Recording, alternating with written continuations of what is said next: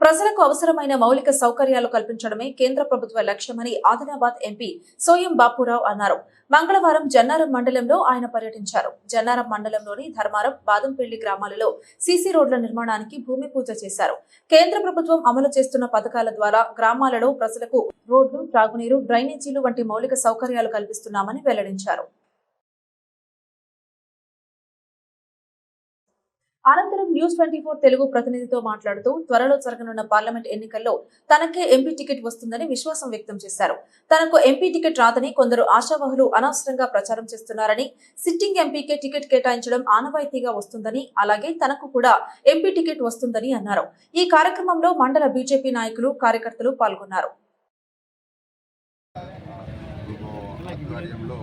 దాదాపుగా 5 సంవత్సరాల్లో నా పార్లమెంట్ నియోజకవర్గం ప్రధానమంత్రి ఆదర్శ గ్రామ పంచాయతీలుగా 5 సంవత్సరాలకు 270 గ్రామాలు, ఆ గ్రామాలకు ఒక్కొక్క గ్రామ పంచాయతీకి 20 లక్షలు ఇచ్చి అభివృద్ధి చేయడం జరిగింది.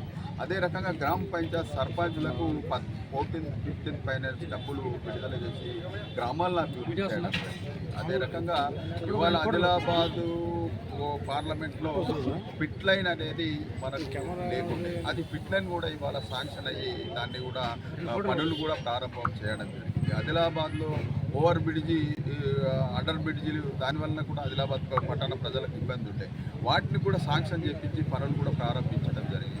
అదే రకంగా ఆదిలాబాద్లో రైల్వే స్టేషన్ ఆధునీకరణ చేయడానికి దాన్ని కూడా మేము 11 లక్షలు శాంక్షన్ చేపించి అభివృద్ధి చేయడం జరిగింది, పనులు కూడా ప్రారంభించడం జరిగింది. అదే రకంగా ఏదైతే నిన్ననే మొదలు బాసర్ అమ్మవారి టెంపుల్ దగ్గర కూడా రైలు ప్రయాణికులు ఇబ్బంది పడద్దన్న ఉద్దేశంతో దానికోసం కూడా మేము 11 లక్షలతోటి నిన్ననే ఆధునీకరణ కోసం ప్రారంభించడం జరిగింది. నిన్ననే సిర్పూర్ కాగజ్ నగర్లో కూడా అండర్ బ్రిడ్జి ఒకటి 7 కోట్లతోటి ఇనాగ్రేషన్ చేయడం జరిగింది. అదే రకంగా ఆదిలాబాద్ టు ఆర్మూర్, అదే రకంగా పటాన్ చెరువు వరకు ఏదైతే రైల్వే కొత్త మార్గం కావాలన్న కోరిక ప్రజలది ఉన్నది. అదే రకంగా నాగ్పూర్ వరకు కూడా మనకు కావాలి కాబట్టి దానికోసం కూడా final location survey already complete చేయడం జరిగింది. అది టెండర్ కూడా చేయడం జరిగింది. ఆదిలాబాద్ నుంచి నిర్మల్ నుంచి ఆర్మూర్ నుంచి బోధన్ నుంచి సంగారెడ్డి నుంచి పటాన్ చెరువు వరకు రైల్వే మార్గం దాన్ని కూడా సిద్ధం చేయడం జరిగింది. అదే రకంగా గడ్చూర్ మహారాష్ట్ర గడ్చూరు వరకు దానికి కూడా నిధులు కేటాయించడం జరిగింది. ఆర్మూర్ పటాన్ చెరువు వరకేమో 7,316 కిలోమీటర్లకు 7,15 లక్షల వరకు దానికి సర్వే చేయడానికి నిధులు కూడా మంజూరు చేయడం జరిగింది. అది టెండర్లు కూడా వేయడం జరిగింది. అదే రకంగా గడ్చూరుకి కూడా ఒక 70 కిలోమీటర్లు 1,75,00,000 దానికి కూడా నిధులు విడుదల చేయించడం జరిగింది. అది కూడా టెండర్ కావడం జరిగింది. ఫైనల్ లొకేషన్ సర్వే అయిన తర్వాత దాదాపుగా 5,000 కోట్ల ప్రాజెక్టు తోటి ఆదిలాబాద్కు కొత్త రైల్వే మార్గం కాబోతుంది.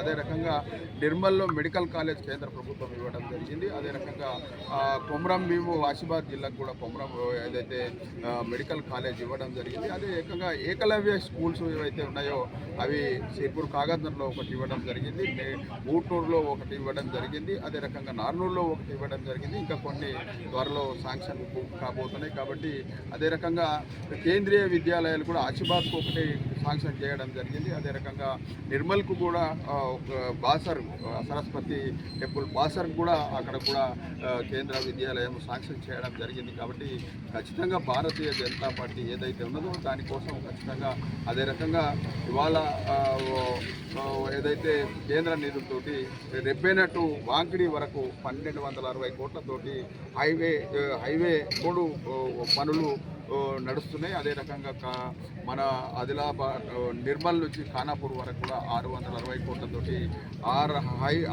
ఆ రోడ్ను కూడా కేంద్ర నిధులతోటి చేయడం జరుగుతుంది. అదే రకంగా వైజాగ్ టు బోధన్ వరకు కూడా 60 కోట్లతోటి ఆ పనులు కూడా చక్కచక్క జరుగుతున్నాయి. అదే రకంగా కొత్తగా నిర్మల్ మన మహారాష్ట్ర నుంచి ఆదిలాబాద్ వరకు కూడా అది కూడా 460 కోట్లతోటి అది కూడా త్వరలోనే టెండర్ అయ్యి ప్రారంభోత్సవం చేయడం జరుగుతుంది.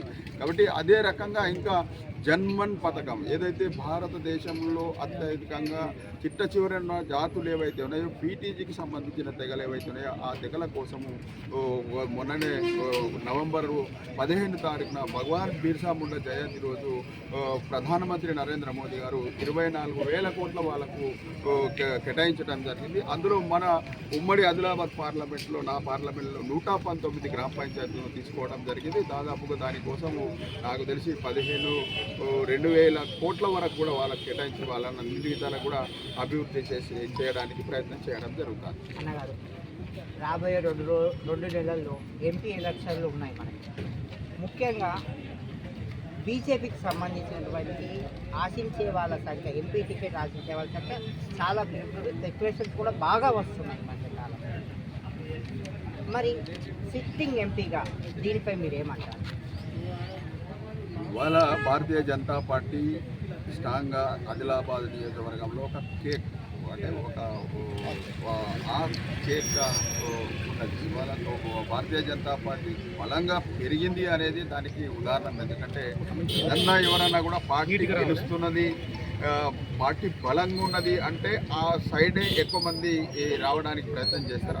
అదే విధంగా భారతీయ జనతా పార్టీ ఆదిలాబాద్ పార్లమెంట్ నియోజకవర్గంలో బలంగా ఉన్నది కాబట్టి ఇవాళ చాలామంది అప్లై చేసుకోవడం జరిగింది. దానికోసం సిట్టింగ్లకు ఎట్టి పరిస్థితుల్లో కూడా టికెట్లు ఇవ్వరు అనే ప్రచారం మాత్రం మానుకోవాలి. ఖచ్చితంగా సిట్టింగ్లకే కేటాయిస్తుంది. ఆశావాహులు అనేవి చాలా మంది వాళ్ళు కూడా భారతీయ జనతా పార్టీ కోసం పనిచేస్తారు.